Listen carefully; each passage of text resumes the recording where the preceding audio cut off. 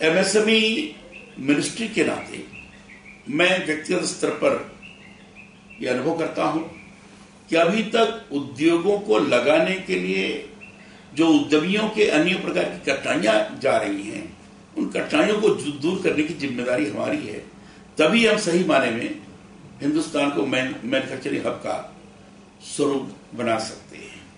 और इसलिए उन कठिनाइयों को दूर करने के लिए हमने एक बहुत बड़ा इनिशिएटिव लिया है, उद्योग आधार मेमोरेंडम का।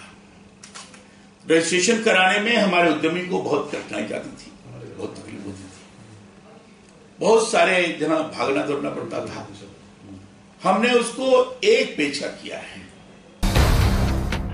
सरकारी आंकड़ों के अनुसार हमारे देश में स्थापित लगभग 361.76 लाख एमएसएमई यूनिट्स में से केवल 15.60 लाख एमएसएमई यूनिट्स रजिस्टर्ड हैं। मतलब 96% एमएसएमई यूनिट्स अनरजिस्टर्ड हैं।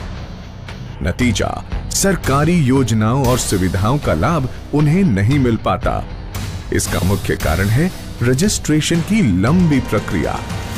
एक जिम्मेदार और जवाबदेह सरकार ने इस जमीनी सच्चाई को समझते हुए उद्योग आधार योजना को क्रियान्वित किया है। ये एमएसएमई यूनिट के रजिस्ट्रेशन की एक आसान योजना है। पहले रजिस्ट्रेशन के लिए कई फॉर्म भरे जाते थे, लेकिन अब केवल एक पेज का ऑनलाइन फॉर्म भरकर कोई भी एमएसएमई यूनिट या एंटरप्रेन्योर घर बैठे रजिस्टर्ड हो सकता है।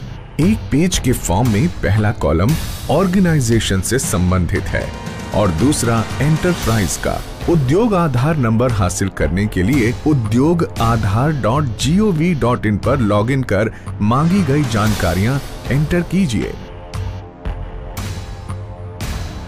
सबसे पहले आधार संख्या, मालिक का नाम, मोबाइल नंबर, ईमेल, सामाजिक वर्ग, उद्यम का नाम, संगठन के प्रकार, आईएफएससी कोड, बैंक खाता संख्या, मशीनरी और उपकरण में निवेश, कर्मचारियों की संख्या, उद्यम के प्रारंभ की तिथि, प्रमुख गतिविधि, नेशनल इंडस्ट्री क्लासिफिकेशन, पिछला EM1, EM2, लघु उद्योग पंजीकरण संख्या यदि है, उद्यम का पता, राज्य, जिला, संबंधित DIC, application verification code submit करते ही 12 डिजिट का उद्योग आधार नंबर हासिल हो जाता है।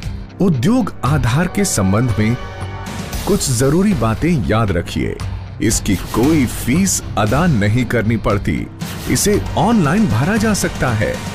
एक से ज्यादा भी उद्योग आधार फॉर्म भर सकते हैं। सेल्फ डिक्लेरेशन के आधार पर ही उद्योग आधार फॉर्म भरें।